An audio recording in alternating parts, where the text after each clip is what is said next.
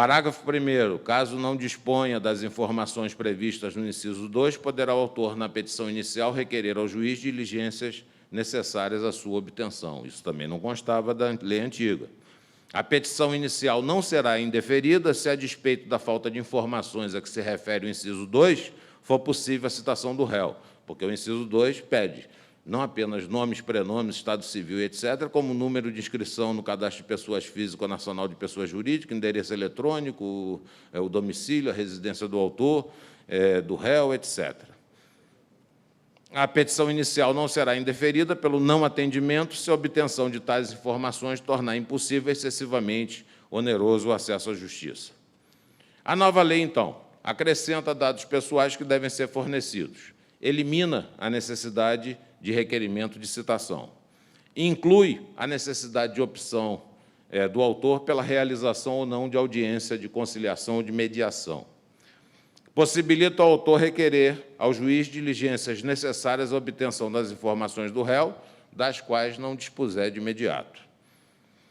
Fica suprida a irregularidade se for possível a citação com os dados fornecidos em deferimento da inicial, se, ao contrário, a não obtenção dessas informações tornar impossível, excessivamente oneroso, o acesso à justiça. E o disposto no inciso 7 é inaplicável no processo do trabalho, de acordo com a resolução número 203 de 2016, no tocante apenas à mediação. Quanto à audiência de conciliação, não vejo nenhum problema que ela ocorra, que ela se faça, acho até conveniente, a própria até da dinâmica e dos princípios trabalhistas que essa conciliação possa ocorrer. Regularização da petição inicial pela lei anterior. Ela determinava que deveria a inicial ser instruída com os documentos indispensáveis à propositura da ação e que, se o juiz verificasse que ela apresentava defeitos ou irregularidades, mandava, então, sanar os defeitos e irregularidades sob pena de indeferimento. Todos nós conhecemos essa dinâmica. A nova lei, nos artigos 320 e 321, ela repete que deve ser instruída com os documentos indispensáveis à propositura da ação, que o juiz, ao verificar que a inicial não preenche os requisitos, determina, no prazo de 15 dias, a emenda ou complemento, indicando com precisão o que deve ser corrigido ou complementado. Se o autor não cumprir a diligência, nesse caso, indefere a petição inicial. Esses dispositivos são aplicáveis. A jurisprudência, inclusive, já se posicionava assim em relação à rescisória, cumpria ao relator determinar a emenda ou complemento da petição inicial que não preenchia os requisitos legais e a falta de cumprimento da diligência é que importava no indeferimento da inicial. Assim ocorria no regime anterior e penso que deve continuar a ocorrer no regime atual, que a ideia é de que seja possível aproveitar. A OJ 84, no sentido de que a decisão rescindenda ou a certidão de seu trânsito em julgado devidamente autenticados, à exceção das cópias, etc. e tal, são peças essenciais para o julgamento da ação rescisória. Então, ela deve ser instruída, de acordo com o artigo 320, com esses documentos essenciais. Já o juiz, então, vai determinar, se por acaso ela não for assim instruída, deve determinar que seja complementado e dar prazo para esse fim. Já em fase recursal, nos termos da OJ 84, verificada a ausência de qualquer delas, cumpre, então, o relator, de ordinário, de ofício, a extinção do processo sem julgamento do mérito, por falta de pressuposto de constituição e desenvolvimento válido do feito.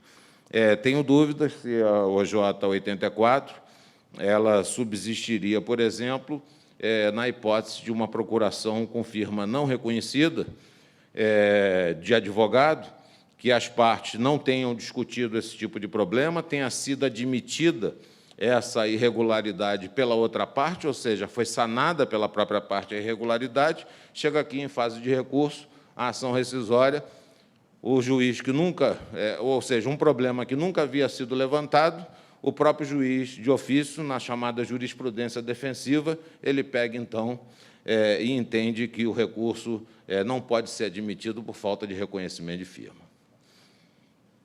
Para mim, a OJ 84, nesse aspecto, não seria mais aplicável, de acordo com a dinâmica do novo Código de Processo Civil.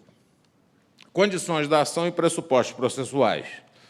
As causas de rescindibilidade previstas no artigo 966, elas dizem respeito ao mérito da ação rescisória, todos sabemos disso, não tem por fim, de forma alguma, discutir a justiça da decisão, verificado simplesmente se houve dolo, se houve corrupção, se houve prevaricação, se há documento novo, etc.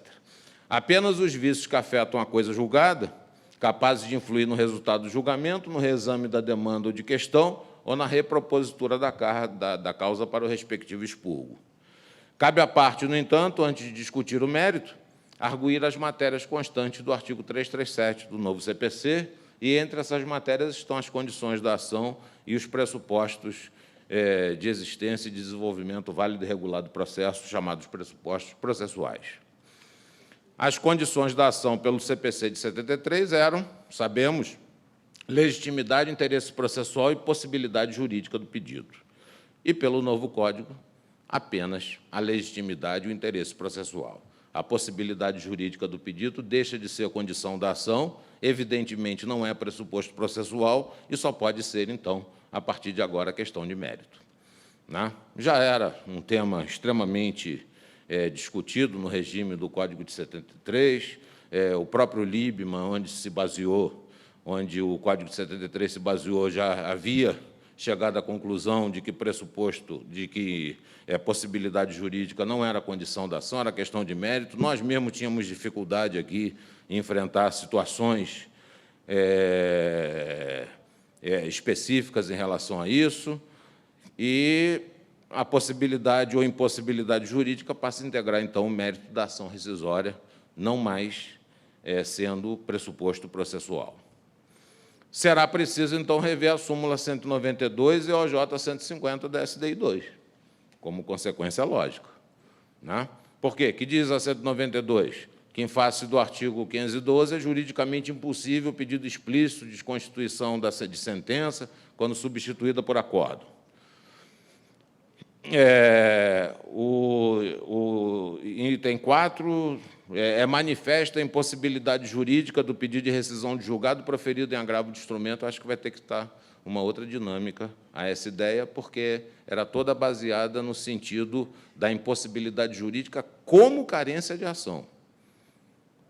Né? A ideia era essa. Não estou dizendo que isso não possa ser aproveitado. Pode até ser aproveitado, mas acho que preciso fazer uma revisão, talvez até importar no cancelamento para a jurisprudência, então, ela gradativamente fazer as adaptações no exame dos casos concretos. E a OJ 150 da SDI também reputa, né? Juridicamente impossível o pedido de corte rescisório de decisão que, reconhecendo configuração de coisa julgada, extingue o processo em resolução do mérito. Também aqui, a ideia era a impossibilidade jurídica como carência de ação. E se a impossibilidade jurídica não é mais carência de ação, nós temos que rever essa OJ. Legitimidade, pela lei anterior.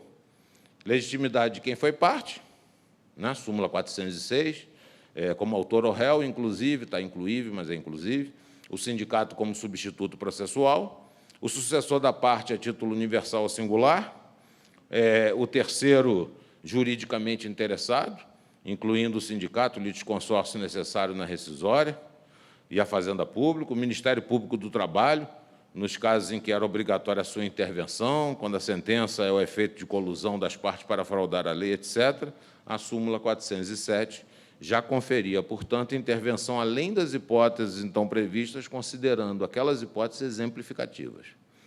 O que fez o novo Código? De acordo com o artigo 967, quem foi parte, como autor ou réu, inclusive o sindicato como substituto processual e o MPT, é parte legítima. Né? É lógico que o Código não fala aqui do MPT, nem do sindicato como substituto processual, é o que estou incluindo aqui, para contextualizar. O sucessor da parte, a título universal ou singular, o terceiro juridicamente interessado, incluindo quem não pode deixar de reconhecer o julgado, porque titular da relação jurídica compatível com a relação decidida, como o sindicato, no caso, por exemplo, de contribuição sindical, o litisconsorte necessário na rescisória, por exemplo, grupo econômico, súmula 406, os trabalhadores substituídos pelo sindicato que não foram parte, mas são atingidos pela decisão, a Fazenda Pública e quem interveio na qualidade de embargante de terceiro, por exemplo. O Ministério Público do Trabalho, nos casos em que era obrigatória a sua intervenção, quando a decisão rescindenda é o efeito de simulação ou de colusão das partes para fraudar a lei, por exemplo, porque a intervenção dele é obrigatória, está na lei, em outros casos em que se impõe a sua atuação, inclusive como fiscal da lei, ou como parte ou como fiscal da lei. Quem não foi ouvido no processo em que lhe era obrigatória a intervenção, caso do litisconsorte necessário, e alegada a ilegitimidade passiva, o juiz facultará ao autor, em 15 dias, a alteração da petição inicial para a substituição do réu, porque assim determina o artigo 338 e é perfeitamente compatível com o artigo 967 do novo CPC. Interesse. Sabemos todos, necessidade, adequação, utilidade, e há interesse, evidentemente, quando somente pela via rescisória, já quando esgotado todos os recursos, os legitimados podem desconstituir a decisão. Esgotados todos os recursos em termo em razão da súmula 514 do STF, a que já me referi. Enquanto o provimento ainda não transitado julgado pode ser alterado, no entanto, por meio de recurso, né?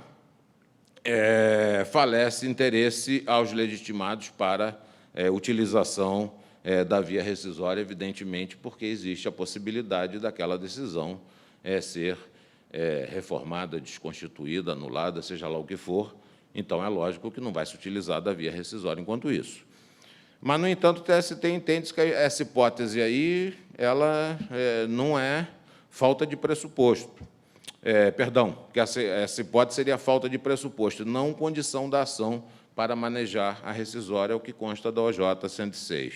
Eu não vou dizer que isso precisa ser revisto, porque já era a condição da ação no regime do Código anterior essa hipótese, e se o TST decidia dessa maneira, eu penso que no regime do novo CPC ele vai continuar tendo o mesmo entendimento. Quem quer concordar ou discordar, acredito que não vai fazer diferença. É uma questão também meramente acadêmica.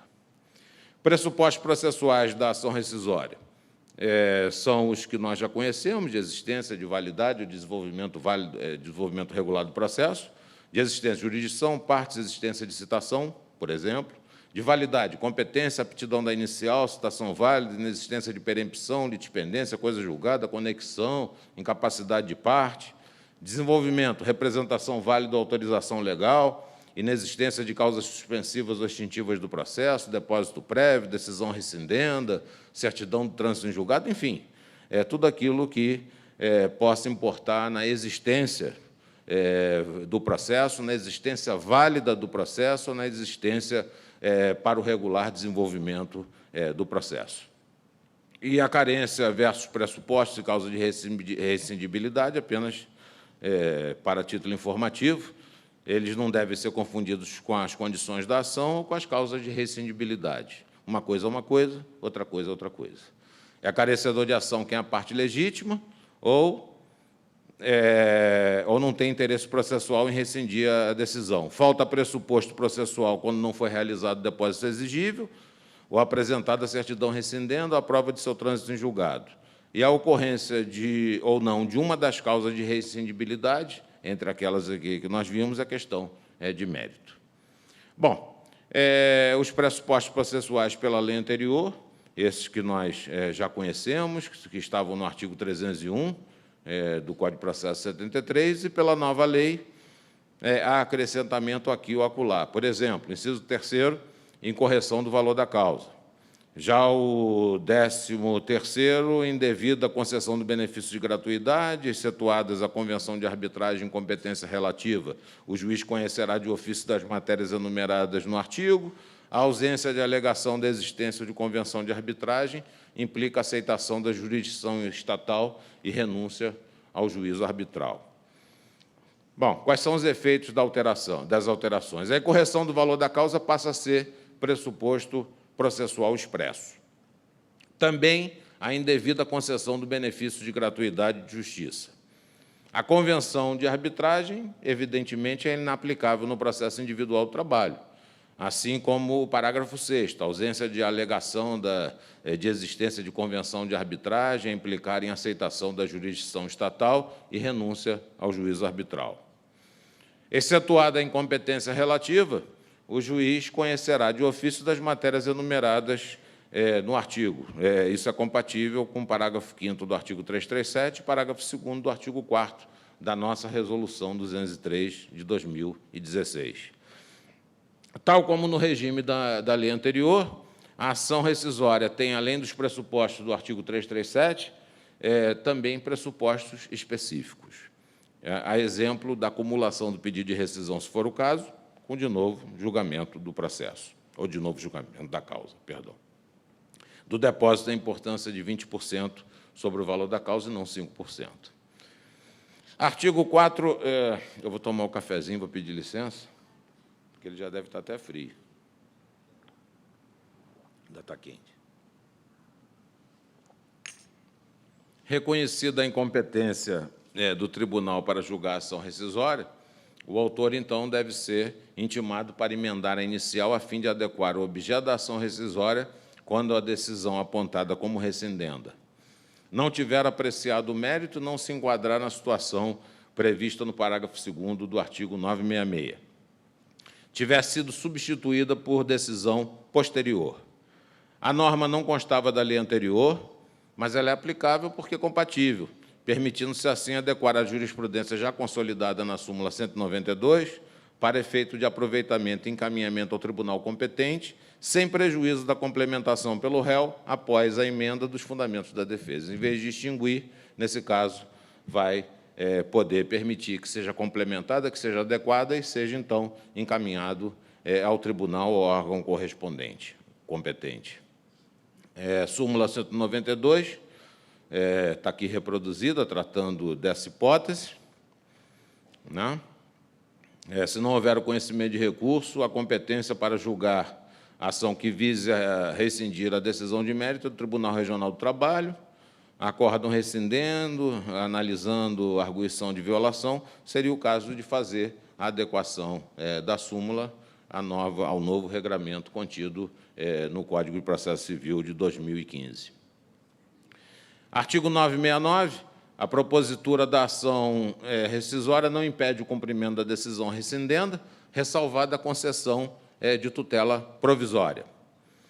Pela lei anterior, o ajuizamento da ação rescisória não impedia o cumprimento da sentença ou acórdão rescindendo, ressalvada a concessão, caso imprescindíveis, sob os pressupostos previstos em lei de medidas de natureza cautelar ou antecipatória da lide. Aqui é mais genérico e fala em concessão de tutela provisória.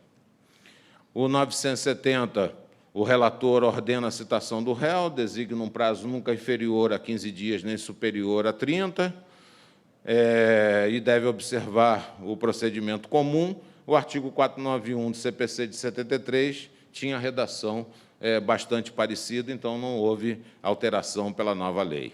Então, esse prazo de 15 dias não é um prazo incompatível com o processo de trabalho. Artigos 971 a 974, sem nenhuma alteração de monta em relação à lei anterior, compatível. Artigo 495, pela lei anterior, aqui houve alteração. O artigo 495 determinava o direito à rescisão em 2 anos contados do trânsito em julgado da decisão. Era uma norma genérica. E o novo CPC, no artigo 975, dispõe que o direito à rescisão se extingue em 2 anos, contado do trânsito em julgado da última decisão proferida no processo. Ou seja, prorroga-se até o primeiro dia útil, imediatamente subsequente o prazo a que se refere o caput, quando expirar durante férias forenses, recessos, feriados ou em dia que não houver expediente forense. Hoje, eu e o ministro Godinho conversávamos sobre esse assunto, né, como a nossa lei era positivista, o que já vinha sendo abrandado pela jurisprudência. Né? Eu não sei como é que nós vivemos tanto tempo com aquela letra da lei positivista, que o prazo terminava no domingo, o sujeito não podia, então, nesse caso, ingressar com a ação na segunda-feira, porque o prazo terminou no domingo, ele que tivesse ingressado na sexta-feira. Se fundada a ação no inciso 7 do artigo 966, o termo inicial do prazo será a data de descoberta da prova nova, observado o prazo máximo de 5 anos, contado do trânsito em julgado da última decisão proferida no processo. E, nas hipóteses de simulação ou colusão, ele começa a contar para o terceiro prejudicado, para o Ministério Público, que não interveio no processo, a partir do momento que tem ciência da simulação ou da colusão. Então, estabelece momentos distintos conforme a hipótese, o que me parece bastante adequado à realidade e de acordo com aquilo que possa acontecer em relação ao ato que origina a decisão rescindenda. Os efeitos das alterações. A jurisprudência já determinava o cômputo para a ação rescisória do dia imediatamente subsequente ao trânsito em julgado da última decisão proferida no processo. A jurisprudência do STJ era no mesmo sentido, consubstanciada na súmula 401, e trata-se de óbice para impedir que se retroaja em caso de não conhecimento do recurso, ressalvadas as hipóteses de recurso intempestivo ou incabível, que não protrai o termo inicial do prazo decadencial. Em caso de formação gradual da coisa julgada, por exemplo, julgamento parcial do mérito, artigo 356, o prazo conta do capítulo decidido. Artigo 356, parágrafo 3º, combinado com 523 do novo Código de Processo Civil. A nova lei omissa a respeito, mas, em caso de recurso parcial, o trânsito em julgado é contado de cada decisão, inclusive de tribunais diferentes.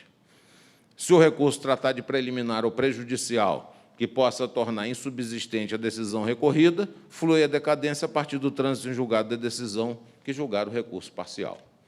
Então, me parece que esses seriam esses seriam os efeitos das alterações. Em algumas situações, nós já temos isso aí mais ou menos definido, precisamos, talvez, compatibilizar as regras do novo Código de Processo Civil. Súmula 100, Por que a súmula 100 está aqui?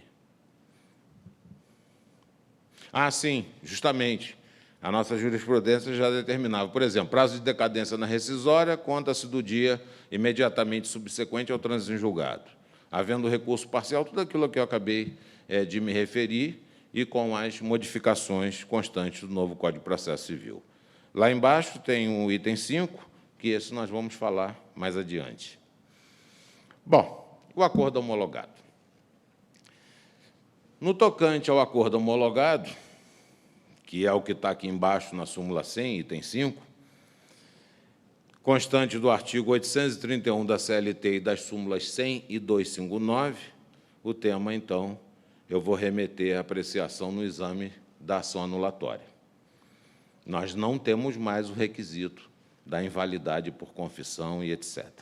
Ele foi extirpado como causa de rescindibilidade. Ação anulatória, então.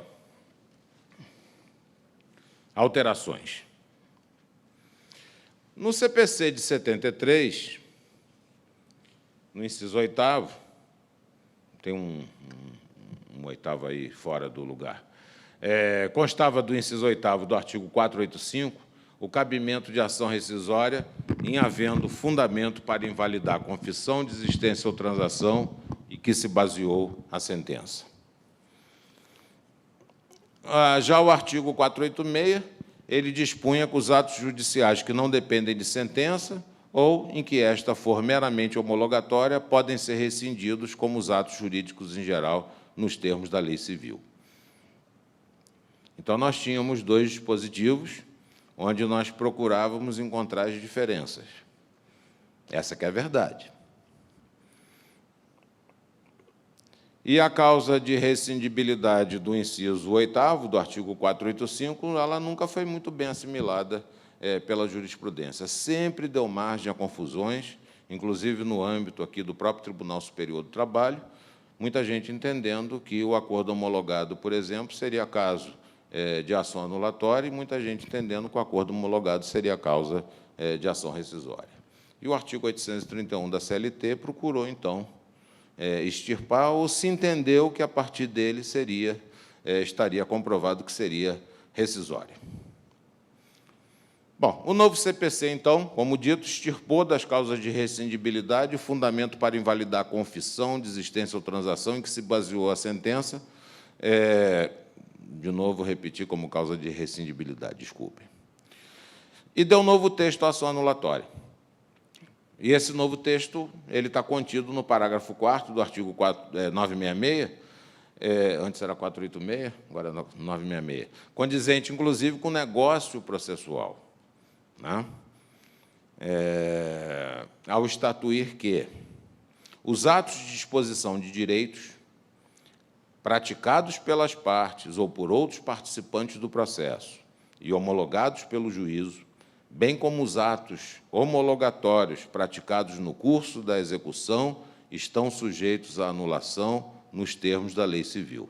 Então, esse é o dispositivo do artigo 966, parágrafo 4º, que está ali dentro do capítulo da ação rescisória, mas que trata, na verdade, da ação anulatória. Bom, quais são os negócios jurídicos dispositivos?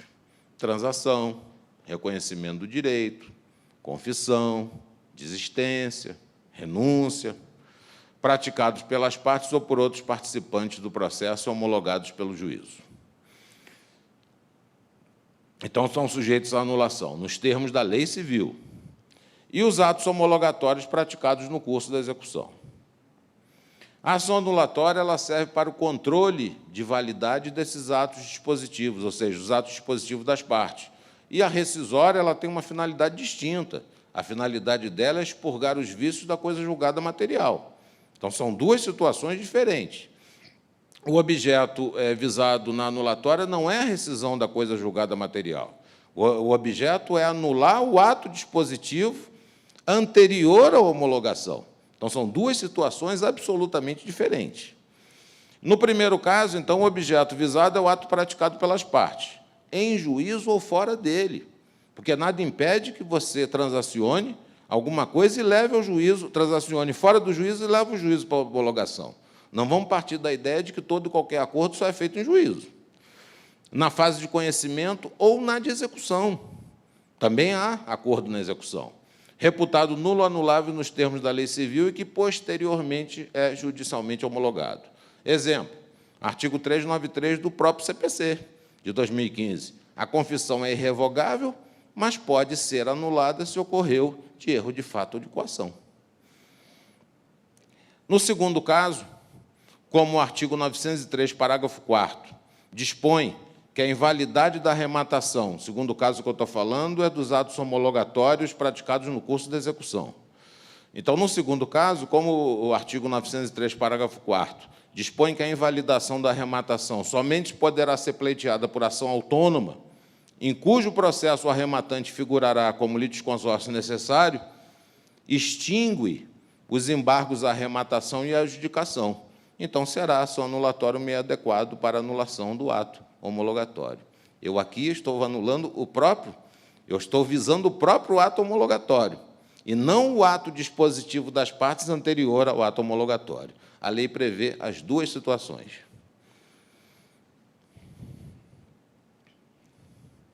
Subsistem, então, as súmulas 259 e 100? Não. A 259 é no sentido de que só por ação rescisória é impugnável o termo de conciliação previsto no parágrafo único do artigo 831 da CLT. E por que ela faz assim? Por entender que se trata de provimento com natureza de decisão irrecorrível. O ministro José Roberto Pimenta está me olhando com a cara feia. A súmula 100, mas eu estou em maioria aqui. A súmula 105, essa questão foi discutida no âmbito da comissão, por isso que eu estou falando, eu estou em maioria aqui. E não chegamos, lá naquela oportunidade, a uma conclusão a respeito. E eu agora estou podendo apresentar a minha ideia. Ninguém mandou nos escolher esse tema. O acordo homologado judicialmente tem força de decisão irrecorrível, na forma do artigo 831 da CLT, assim sendo o termo conciliatório transito em julgado na data da sua homologação judicial. Então, as duas súmulas dizem isto aqui. Para a primeira corrente, que é a do ministro Zé Roberto, por exemplo, subsistem as súmulas, porque a CLT tem norma própria, considerando o acordo homologado decisão irrecorrível com força de sentença. Para a segunda corrente, e eu conversei bastante com o ministro Cláudio a respeito disso, não, porque o artigo 966 do novo CPC não mais prevê como causa de rescindibilidade o fundamento para invalidar confissão, desistência ou transação que se baseou a sentença. E aí nós temos o seguinte: ação rescisória números clausus. Ela cabe naquelas hipóteses. A hipótese não tem mais, nós vamos fundamentar a ação rescisória com base em quê?